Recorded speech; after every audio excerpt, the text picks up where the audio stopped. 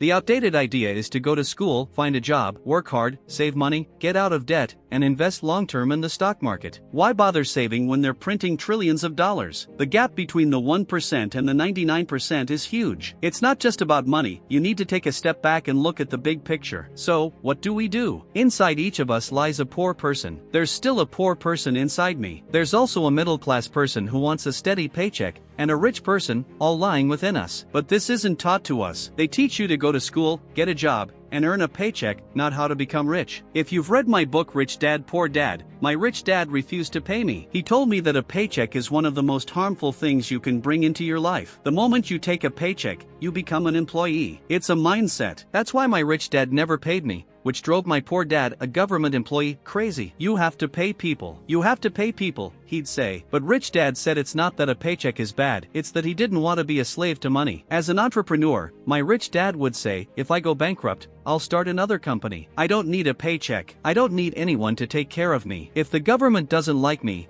I'll move to another country because they need entrepreneurs there. Being an entrepreneur isn't just a job, it's a mindset, a set of skills, and a different set of rules. Small businesses don't operate by the same rules as big businesses. Entrepreneurship is primarily a mindset, skill set, and set of rules. The rules, mindset, and skills differ depending on whether you're an employee or a small business owner. If you were to say something to someone who's never been an entrepreneur but is determined to become one, what would you say? I'd tell them about something that happened to me. I vividly remember my last paycheck. It was one of the worst and best days of my life. I decided to quit my job, and my boss gave me a final bonus, about $30,000 after taxes. I took the check and thought, wow. I was excited but also uneasy. A coworker named John came up to me and said, "You'll be back." I asked, "Why?" He said, "Because you'll fail." I turned to him and said a few things because he had left Xerox and come back. I said, "Look, you failed and came back, but I'll fail and never come back. Do you understand what I mean?" Absolutely. If you say, if I fail, I'll go back to my parents, that's what you'll do. When I failed, I became an entrepreneur because I had no money. I went years without a paycheck, but my rich dad encouraged me. He said, when you don't have a paycheck, you get hungrier and smarter. It's a test of your character. Will you become a crook, a cheat, a thief, or will you become a better person? That's the advantage of being an entrepreneur. When you have nothing, you find out who you are. That's why you always need to look at the big picture. Many people focus on what's going to happen. When you look at the big picture, you know that when something bad happens, something good can come too, but you have to be prepared. If you think the next 20 years will be like the last 20, you're in for a rude awakening. Let's say we go to the supermarket and buy a carton of milk. We check the expiration date, but most people don't check the expiration date on their own minds. Instead of getting out of debt, I take on debt. I refinanced $300 million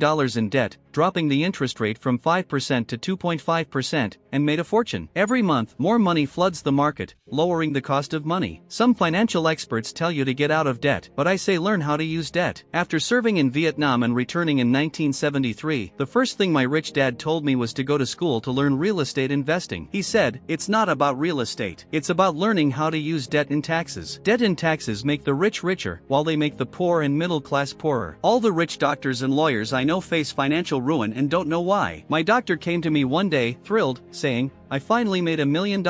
I asked, how much tax are you paying? He said, $750,000. His net income was about $400,000, not bad, but when I make $1 million, I keep the million because I don't work for money. If you work for money, you get taxed. That's why the first lesson in Rich Dad Poor Dad is that the rich don't work for money. Instead, we create businesses. As entrepreneurs, we buy real estate. I don't invest in the stock market because, as an entrepreneur, I have more control over my income and taxes. As an entrepreneur and real estate investor, I pay no taxes. For example, if I make $1 million a year, I invested in real estate and get a 4-to-1 return. I put in $1 million, and the bank gives me $4 million. That's why I love banks. But banks screw everyone else, you know that. It's terrible, but it's good for me. When they print money, it's good for you but bad for people who work for money. Savers and those who work for money lose out when money is printed, but debtors get richer. Debt and taxes make the rich richer and the poor and middle class poorer. When we hold outdated ideas, we get outdated results. For most people, the idea of going to school, getting a job, working hard, saving money, getting out of debt, and buying a house is precious. But that's long-term investing, and it's obsolete. The world changed in 1971 when President Nixon took the US dollar off the gold standard, and money became debt. The whole world changed. If we got rid of schools, would it be better without an education system? No, education was more important before, it's just outdated now. Moore's law says knowledge doubles every 18 months, so by the time you graduate, you're already obsolete. I'm an old man, and when I meet friends who went to Harvard, I'm shocked at what they're taught. I say, wasn't that true 50 years ago? Today, banks charge you interest to save money. In other words, they don't want your money because they've printed too much. That's why there are bubbles in stocks and real estate. People are dumping their money there. As I said in my book, savers are losers, and cash is trash. Yet people still say, I want a high-paying job. That's an outdated idea. Getting out of debt is also outdated. You need to learn how to take on debt and use it to get rich, but they'll never teach you about taxes. The reason the 1% are up here and the 99% are down there is that when they print money, two things happen: inflation and taxes. These crush them. Entrepreneurs who think, I'll start a business and make a lot of money, don't focus on these things. Real entrepreneurs don't think that way. In America, there are 28 million small business owners, 24 million of whom are solo entrepreneurs, people who aren't employees of any organization. That's what happens when people don't understand what an entrepreneur does. Most people are self-employed, not true entrepreneurs. The self-employed pay the highest taxes, and no one tells them that. This is also called the entrepreneurial spirit. But what we're really talking about is that there's no such thing as a bad economy. You and I have an external economy, but we also have an internal economy. Willpower is about changing your internal economy. I can see good, I can see bad, and I don't care about the external economy because I'll get rich no matter what. But a poor person with a weak internal economy only sees a bad economy because they don't know how to make money in any economy. A middle-class person with a middle-class economy wants a nice house, a steady paycheck, a job, and a car. So when you take their job away, it's a disaster. Since an entrepreneur doesn't have a job to begin with, it doesn't matter, they can get back up and rise higher. No matter what happens, they come back stronger, better, smarter, and happier. But someone with a weak internal mindset is so afraid of what might happen that their fears usually come true. For example, people who fear losing their job often do. You know exactly what I mean. Absolutely. It all comes down to you. An entrepreneur's first job is to control their mind, not the external world. The moment you take a paycheck, you become an employee. You have to be stronger than that. It's about internal control,